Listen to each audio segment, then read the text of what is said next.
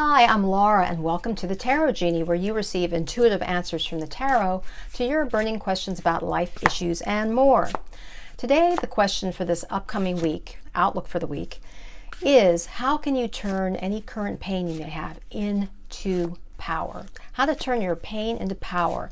And the overarching theme for this reading is the work of one of my favorite artists, even though she's the epitome of the tortured artist, and she is Frida Kahlo, the Mexican artist Frida Kahlo, who I think she died at the age of 47. I think she was born 1907 until 1954. So she had a very challenging life. She was married to the other famous artist, even more famous, Diego Rivera, who was 20 years her senior when she married him. I think she was 20 years old or so when she married him. But Frida had what I admire about her. I mean, she was quite eccentric. She was definitely a maverick for her time. She was definitely trying to shake things up. She led somewhat of a tortured life because she had so many health challenges. She contracted polio when she was about 6 years old. She was in a horrific, truly horrific bus accident, I think when she was 17 or 18 years old, that impaled her, literally impaled her, and was the reason for much of her physical pain throughout her life. She just had so many physical challenges, including several miscarriages, which may have been resulted because of that injury. But even with all those challenges, physical pain, etc., she managed to have a juice for life, a supreme passion for life. She was all about living life to the fullest, even if it was in some eccentric ways that I might not follow personally. Some of them were quite bizarre in my opinion. But what I always admire about her and why I, in a way, am obsessed with her, I dressed up as Frida Kahlo 2 years ago for a Halloween party. And also one of my daughter's friends does the same thing. She actually really looks like Frida Kahlo, including these long eyebrows, etc. So I wanted to share this passion with you because I just have an obsession about Frida Kahlo. And the movie, of course, that came out in the early 2000s was Frida, with starring Selma Hayek, which I saw a couple of times, maybe 2 to 3 times, or 3 times. And the music selection will include a couple of tracks. One was called, The Floating Bed, which reminds me, because I grew up in Mexico till the age of 4. I'm half Mexican. My mother's American, and my father, who I didn't know, was Mexican. And I do recall just some of the music and some of the park in Mexico City. And this particular selection, The Floating Bed, just triggers these memories of my very early childhood. And then I'll include also, there's another music selection from that soundtrack called The Journey. I also recommend, which I'm going through right now, is a book called Frida in America, and it's by Ceclia Stahr. And in fact, I just came across an interview with her, the author, so I'm going to listen to that later. So I'll include a link for that as well. So this week's theme, let's jump right into it. I've been babbling on too long, is how can you infuse more or passion in your work, and how can you turn any current pain into power this week at work, in your relationships, and in your own self, in your own well-being, in your own who you are.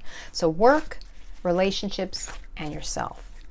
I'm just going to show you the cards because, again, my setup, the camera moves around and it's just if I lower the camera. So I'm going to choose 3 cards. So let's ask Spirit through the tarot, how can you turn any pain you have into power this week in your work, in your relationships, and in your own well-being?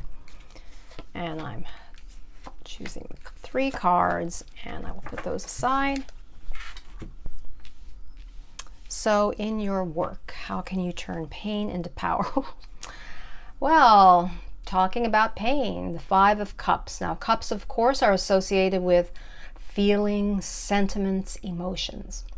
And the 5 of Cups, in particular, is showing someone who's going through grief, going through challenges, and is mourning them. We just see, the back of this person in a cloak, and it's a very somber scene. But there's water wending its way beyond. But what's important to look at here is that there are cups that are spilled, the 3 cups that are spilled, but they're also behind this individual 2 cups that are upright. Or not behind. reversing here. 2 cups that are upright. And also, even though the sky looks very gloomy and dark and bleak, but it's important to realize that no matter how painful a situation is, there's usually something that will benefit you. Some gift, as my coach Carol DeRay likes to call it, a gift, rather than a lesson, but more of a gift, something positive that you can take away from the situation. That's what I'm focusing on right now in a particular personal situation that I've been wrestling with that has caused me a lot of pain over the past month or so. And just looking at it and saying, okay, what gift comes out of this? As painful as it is, what gift comes out of this?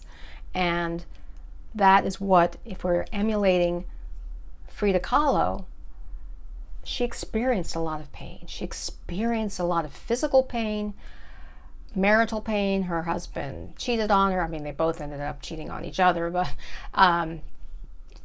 nevertheless, she just went for the juice of life as fully as she could. So the key here, I think, in terms of your work this week, turning your pain into power, is looking for, how can you create a legacy out of this? How can you create something positive? There's something, there are 2 cups that are upright.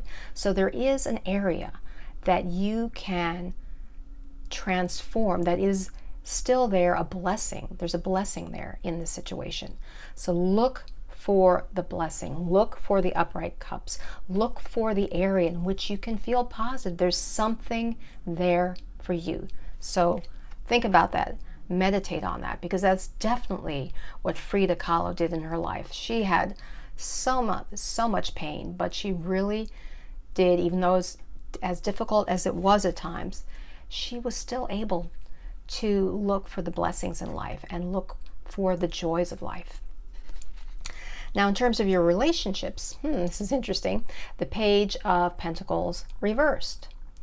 Now, how you can turn pain into power in your relationships.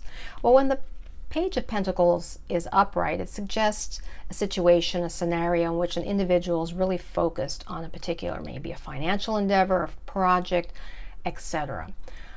But if we're talking about turning pain into power, this suggests that maybe there is an area of your life or a project, a financial venture, etc., that has been interfering with your relationships.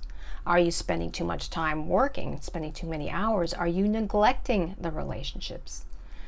Has this situation, this financial venture, perhaps been on a downward spiral, and that has taken away from your relationship? So you need to put it into perspective. That's what I'm feeling that this Page of Pentacles reversed is suggesting, that to turn your pain into power in your relationships, perhaps you need to let go of some, maybe spend less time on it, spend less focus and on that project, and focus more on your relationships.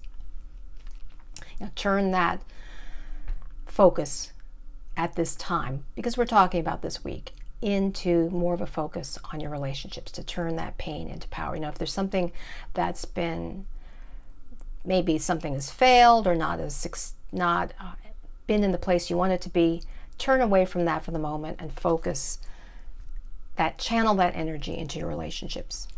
And then finally, for yourself, how can you turn pain into power this week? Well, the Knight of Cups reversed. Now, when upright, the Knight of Cups, I like this image, typically is associated with an individual or situation which someone is moving forward and providing a lot of support and love and sentiment and giving of themselves. But since we were talking about yourself and how you can turn pain into power this week, this, for me, since it's reversed, is suggesting really turn that love and caring and kindness toward yourself, that perhaps you've been neglecting yourself, and that's why you've been experiencing pain. So to transform that pain into power in your life at the moment, with yourself, be gentle with yourself, be compassionate with yourself, support yourself, provide yourself with loving, tender care. In summary, this week, the outlook for May 24th to 30th, the core lessons for as far as your work is to focus on what you do have, on the blessings. If it's been a challenging time, there have been some painful situations, but focus on what you can do. Focus on what is there, what gift you can extract from the situation.